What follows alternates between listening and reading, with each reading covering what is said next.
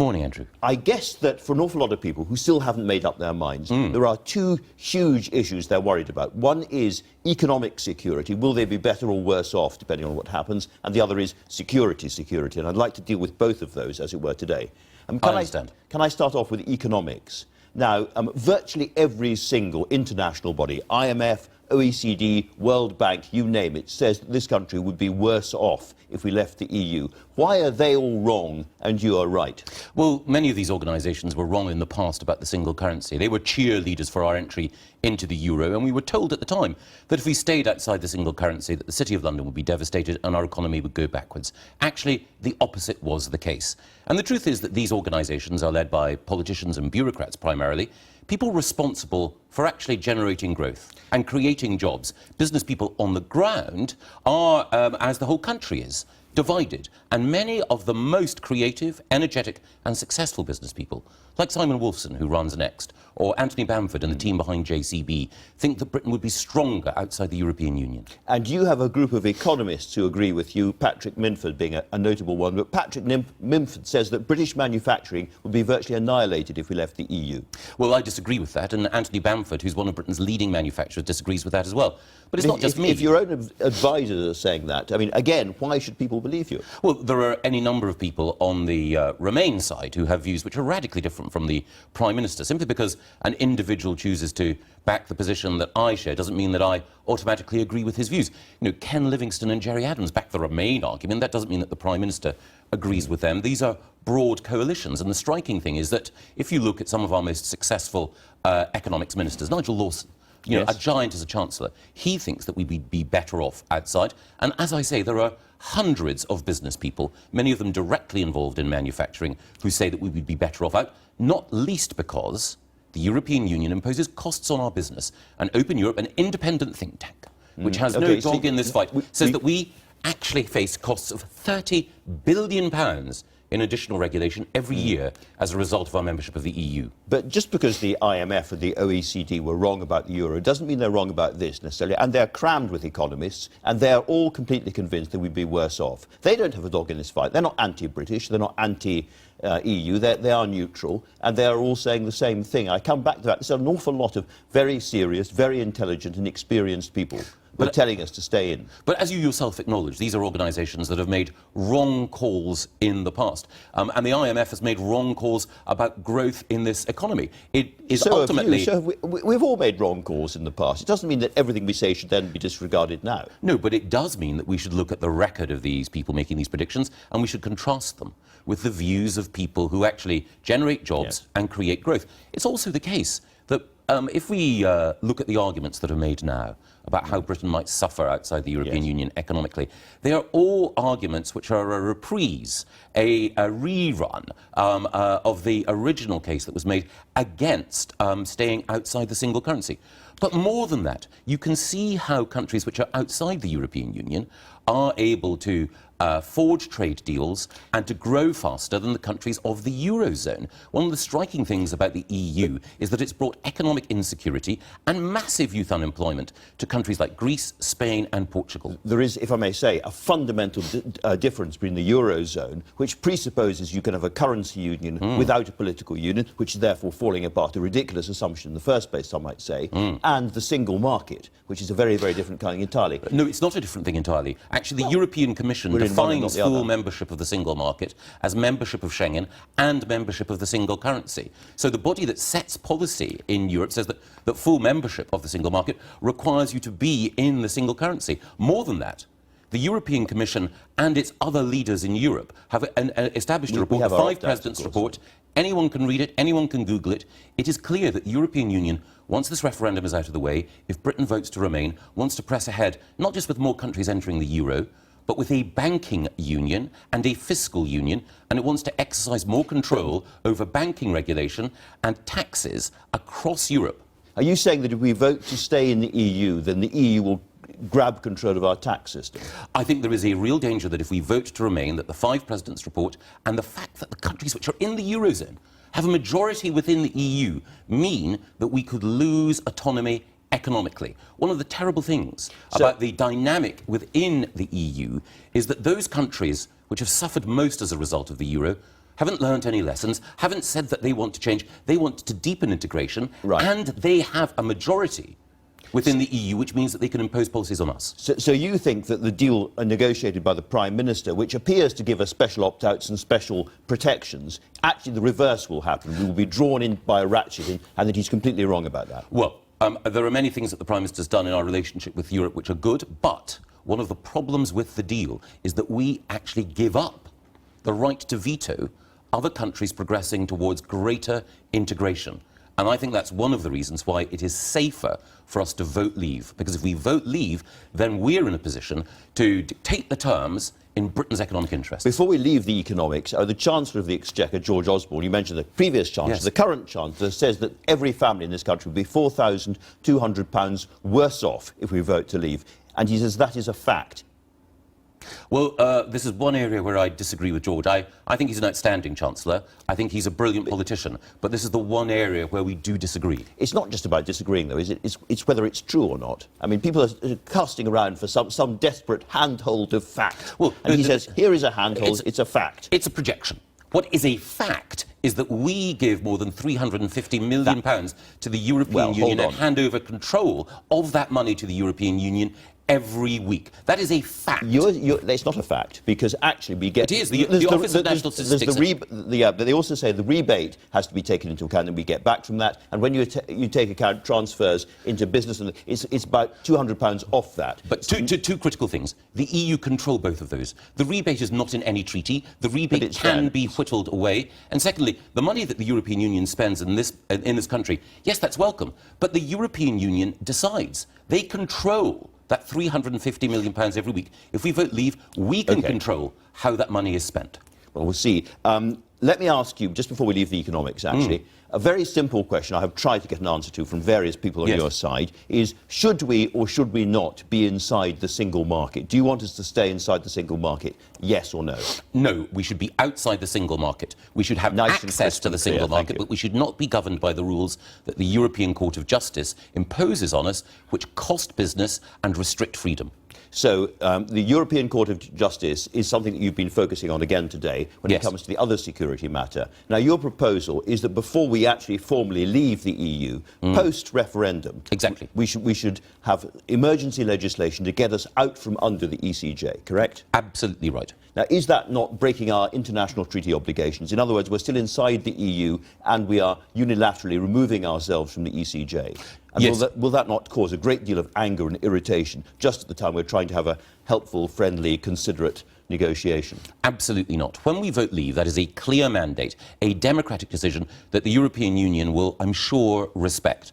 And of course, there are all sorts of things that we will negotiate with our European partners in our interests and in theirs. But we can take immediate steps in order to make this country safer. At the moment, the European Court of Justice has interfered in our capacity to share data and intelligence with our American allies. The European Court of Justice has interfered to prevent us deporting people whose presence here is not conducive to the public good. So John Sawers says this is absolutely untrue. You heard him earlier on in the programme. Well, I have enormous respect for Sir John and his traditional public service, but he's flat wrong. The ECJ, a court, has intervened specifically to say that data sharing arrangements that we had passed in Parliament were wrong. And therefore, we have to wait for the judgment of the European Court of Justice to decide how our data and our information and our intelligence can be shared with our American allies. I think that is wrong. And it is clear that intelligence experts from Richard Dearlove the head to of Richard MI6 Walton is nothing if not an intelligence expert. Intelligence and experts. He disagrees with you on this. He does, but there are other people who disagree with John. So Ron Noble, who's the head of Interpol, says that the European Union's open borders policy is like hanging out a welcome sign for terrorists. Richard Dearlove, the former head of MI6, says that open borders policy and also the way in which European courts operate is against our interests. Richard Walton, the most recent head of anti-terrorism at the Met, says that we would suffer not one whit by being outside the EU. What about Sir John's point that we only know which bad guys are coming in because we are sharing intelligence across the EU, and that Brussels has been incredibly helpful in this? Well, actually... I mean, he's been there. He must I'm there. I'm the Justice Secretary. I know that the European Criminal Records Information System, ECRIS, doesn't allow us to know whether or not criminals come into this country. We only find out whether or not people have criminal records after they've already committed an offence in this country. It's a gossamer-thin protection. And we do also know that the most valuable intelligence sharing that we have is with the other countries of the Five Eyes, the Anglosphere, America, Australia, New Zealand and Canada. The truth is that within the European Union, intelligence sharing doesn't work effectively. Even within Belgium, you can't get the police and the security services within Belgium to share intelligence effectively. So we would be safer if we were outside the European Union, had control of our borders, and we did not have European judges telling us who we can and cannot deport. I'm not going to follow you down the slippery road of what's going on or not going on inside the Belgian security services. Of course. But I do want to come back, if you don't mind me dotting around a bit, to what you said earlier on about the single market. Because you said we should not be in the single market. Yes. You're very clear about that, but we should have access to it. So your idea is that we would negotiate a new deal to be inside the single market. Do you accept that that will come with a price? No, we have a free trade arrangement. I think it is the case that free trade prevails across the European we'd work continent. under the WTO rules. No, at the moment, there are no tariffs between the United Kingdom and other countries in the European Union. Because we're inside the EU. Exactly. Why should we seek to impose those tariffs when we're outside? But if once we're outside, we either have to negotiate a new agreement with the EU or we don't. I mean, those agreements become null and void once we leave. That's the point of leaving. But I think this is a misunderstanding that many people have. If you negotiate a trade agreement with a country with whom you currently have tariffs, then you need to negotiate which tariffs will remain and which will be reduced. If you don't have tariffs, then both sides can accept there is no need to erect them. And German car manufacturers are not going to want to have tariffs erected when they sell many more cars to us than we sell to them. And I cannot imagine a situation where if any individual nation within the European Union wanted to erect tariffs, that others would let them. So we would be able to be inside, have the effect of the single market, but without paying any money in and without accepting free movement of people. Absolutely, we would have. But if we do that, and again we've had Wolfgang Schäuble on this programme, and many others who are from the EU, the French finance minister as well, both saying the trouble with that is if we allow the UK to do that, the entire project unravels and unravels very fast because everyone will want, all the advantages with none of the payouts. Well, and we just can't have it. Well, I think if the British people want to vote for a deal which you describe as all the advantages and none of the payouts, that would be a great thing on June the 23rd. But I also think, it wouldn't be in their interests. At the moment, the Germans and others, or the German political establishment, I should say, and others, want us to stay in because it suits them. Because we pay into the European Union and we import far more from them. It's win-win for them at the moment. It should be win-win for us. And it will be if we vote to leave and we can then maintain free trade, stop sending money and also have control of our borders. It's 13% of our trade and 3% of their trade. So in proportional terms, they are not so interested in this as we are. Well, they are sector by sector. I think it would be very difficult for any German finance minister to go to BMW and to say, I'm afraid you're going to have to lay off workers because I want to punish the British for being democratic by erecting trade barriers. I can't imagine that the French president is going to say to French farmers, do you know what? You can no longer sell wine and cheese to the Brits because we're very upset that they voted leave in a referendum. That won't happen. One of the consequences of voting call their bluff is what you're saying. Well, in any negotiation, the most important thing is to defend your own interests. But more than that, it will be in Europe's interest if we vote to leave as well. Because as we've just discussed, and as you've acknowledged, the European Union establishment are set on a course of deeper integration. And that course has brought misery to the poorest people in Europe, the people of Greece, Italy and Spain. Europe needs to change. One of the things that we wanted to do through our renegotiation was to reform Europe.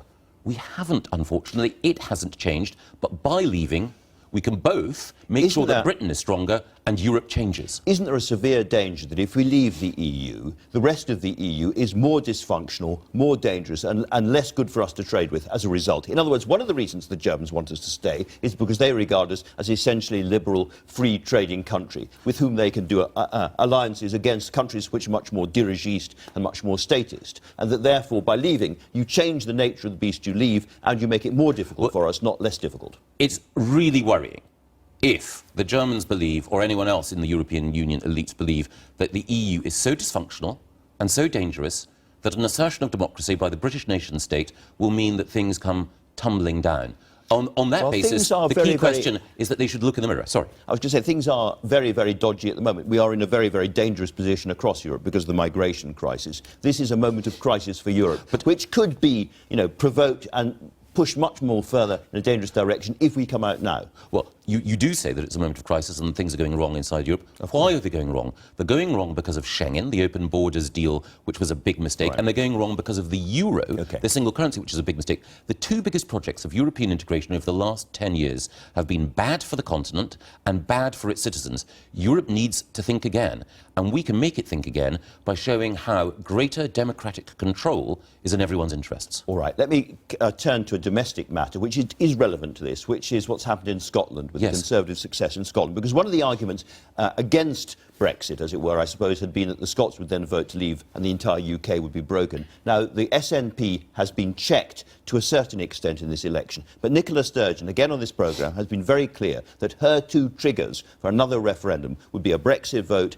and a majority in Scotland saying in opinion polls they wanted independence. Now, so it's not to do with this election. No, so my question is this. If we vote to leave the EU, and if Scotland then wants a second referendum to vote to leave the UK, what should the British government do? At that point, should you say no? If we vote to leave, then I think that the Union will be stronger. Scottish nationalism has grown since we entered the European Union. There wasn't a Scottish nationalist MP elected at any general election when we were outside the EU. Secondly, as you say, the SNP has been checked. Nicola Sturgeon is not mistress in her own house anymore. She does not have a majority. Ruth Davidson led the Scottish Conservatives to a storming result on the basis that there should not be a second referendum. And the third thing that I'd say... Sorry. I'm sorry, just to jump in. No. But, in the end, Nicola Sturgeon won that election, nevertheless. She's been checked. She is the winner of the election, and she won it having said that if we vote to leave the EU and or more than half Scottish people vote in opinion polls that they want to leave the UK, there will be a second referendum.